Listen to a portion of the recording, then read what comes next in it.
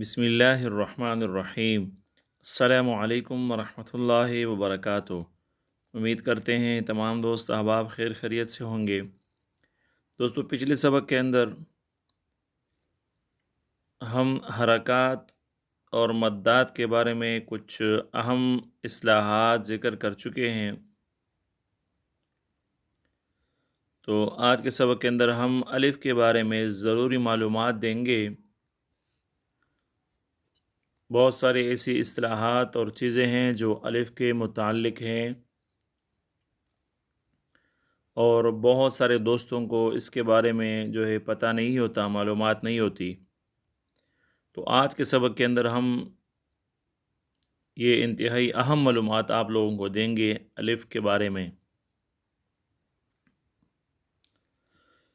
Number 1، الف ہمیشہ ساکن ہوتا ہے اور اس سے پہلے زبر ہوتا ہے، جیسے ما، لا، با۔ میم الف زبر ما، لام الف زبر لا، با الف زبر با۔ الف ہمیشہ ساکن ہوتا ہے، پہلے بھی میں اس کے بارے میں بتلا چکا ہوں آپ لوگوں کو۔ نمبر 2، الف ہمیشہ لفظ کے درمیان یا آخر میں آتا ہے، شروع میں کبھی نہیں آتا۔ الف ہمیشہ لفظ کے درمیان میں یا آخر میں آئے گا، شروع میں کبھی بھی نہیں آئے گا۔ نمبر 3، الف سے پہلا زبر والا حرف اگر موٹا ہو، خا یعنی یہ ان حروف میں سے ہو، خا، صاد، ضاد، غین، طا، قاف، ظا، لام، را، تو الف کو موٹا پڑھا جائے گا، جیسے قال، ورنہ باریک پڑھا جائے گا، باریک ہوگا۔ اگر ان حروف کے علاوہ کوئی اور حرف الف سے پہلے آ جائے تو پھر اس کو ہم باریک پڑھیں گے، جیسے کان، کاف الف زبر کانون زبر نہ کان ہے، اس کو ہم باریک پڑھتے ہیں۔ نمبر 4، جس الف پر کوئی حرکت یا جزم ہو اور وہ حمزہ بن جاتا ہے، جس الف پر کوئی حرکت یا حمزہ جزم ہو تو وہ کیا بن جاتا ہے؟ وہ حمزہ بن جاتا ہے۔ حمزہ چاہے اصلی شکل میں ہو یا الف پر جزم کی شکل میں ہو، اور یہ اس کو ہم جھٹکے سے پڑھیں گے۔ لہٰذا حمزہ زبر آ، حمزہ زیر اے، حمزہ پیش او، مأکول، بأس وغیرہ میں الف نہیں بلکہ حمزہ ہے، اور کانا میں کیا ہے؟ کانا میں الف ہے۔ چونکہ میں پہلے بھی بتلا چکا ہوں کہ الف کی شکل والے پر اگر کوئی حرکت آ جائے یا جزم آ جائے، حرکت یا جزم، تو اس کو ہم حمزہ کہیں گے، وہ حمزہ سے بدل جاتا ہے، وہ الف نہیں رہتا بلکہ وہ حمزہ سے تبدیل ہو کر آ جاتا ہے۔ نمبر 5، بعض الفاظ میں الف واو یا کے اوپر حمزہ لکھا جاتا ہے، اور یہ حمزہ کو لکھنے کی مختلف شکلیں ہیں، لہٰذا اس کو حمزہ کو پڑھتے ہیں جبکہ الف واو یا کو نہیں پڑھتے، جیسے یستہزئ ماؤکم وآتیناک۔ سمجھ آ گئی؟ یعنی بعض جگہوں پر الف واو یا پر جو ہے حمزہ آ جاتا ہے، تو ہم اس کے حمزہ کو پڑھیں گے، نیچے والے جو حرف ہوتا ہے اس کو ہم کبھی نہیں پڑھیں گے، جس طرح یہ یستہزئ ماؤکم وآتیناک میں ہے۔ نمبر 6، بعض کلمات کے درمیان میں الف ہوتا ہے اور اس پر گول نشان ہوتا ہے، اس الف کو نہیں پڑھتے، مثلا الا الی اللہ، ولا اوزعوا مئنتن، مئنتن یا مئنتن، ان میں کیا کہیں گے؟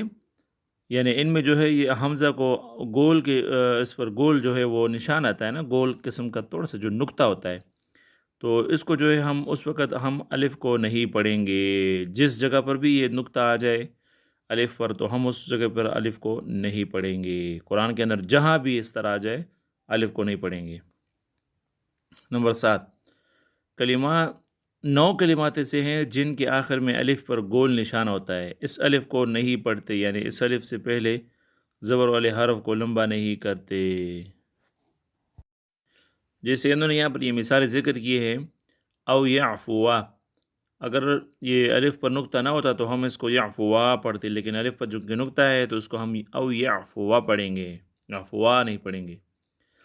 ان تبوء، یہ آگے جو ہے الف پر نقطہ آیا ہوا ہے، ورنہ ہم ام تبوء پڑھتے۔ اس طرح لتتلوا، لتتلوا پڑھتے اگر الف پر نقطہ نہ آتا۔ لن ندعوا، لن ندعوا پڑھتے اگر الف پر نقطہ نہ آتا۔ الف پر نقطہ ہوا اس لیے ہم اس کو لن ندعوا پڑھیں گے۔ لیبرؤ، اس کو ہم لیبرؤ پڑھتے۔ اس طرح لیبلوا، لیبلوا پڑھتے اگر الف پر نقطہ نہ آتا۔ و نبلوا نبلوا پڑھتے اگر الف پر نقطہ نہیں آتا. دوسرا جو ہے قواریر، قواریر اس طرح سمودا. قرآن کریم میں یہ 4 جگہ پر آیا ہوا ہے. اچھا نمبر 8، 7 کلمات ایسے ہیں جن کے آخر میں الف پر گول نشان ہوتا ہے. اس الف کو وقف کی صورت میں پڑھتے ہیں مگر ملانے کی صورت میں نہیں پڑھتے. 7 کلمات ایسے ہیں جن کے آخر میں الف پر گول نشان ہوتا ہے. اس الف کو وقف کی صورت میں پڑھتے ہیں مگر ملانے کی صورت میں نہیں پڑھتے. ملانے کی صورت میں اس کو ہم کبھی نہیں پڑھیں گے. وہ 7 کلمات یہ ہیں: لیکن، لظنون، الرسول، السبیل. پہلا قواریر، سلسبیل، قواریر. انا، تو ان کو جو ہے ہم ملانے کی صورت میں تو ان کو ہم نہیں پڑھیں گے، البتہ وقف کی صورت میں اس کو ہم پڑھیں گے. لیکن اگر وقف کریں گے لظنون، الرسول، السبیل، قواریر. اگر وقف کریں گے تو الف کو پڑھیں گے ورنہ الف نہیں پڑھا جائے گا. اس طرح سلسبیلا کے اندر بھی اور اسی طرح انا کے اندر بھی انا پڑھیں گے. اگر یہ قرآن کریم میں جہاں کہیں بھی آ جائے تو اس کی پڑھنے کی صورت اسی طرح ہے. یعنی اگر وقف کرتے جائیں گے تو ہم اس کو الف کو تو ہم لمبا کریں گے، لیکن اگر ہم ملا کر پڑھیں گے، اگلے والے حرف سے ملا کر پڑھتے جائیں گے تو اس وقت ہم الف کو لمبا نہیں کریں گے، بلکہ اس کو ہم جو ہے اس طریقے سے پڑھیں گے جس طرح میں آپ لوگوں کو یہاں پر بتلا چکا ہوں اور بتلا دیا ہے آپ لوگوں کو.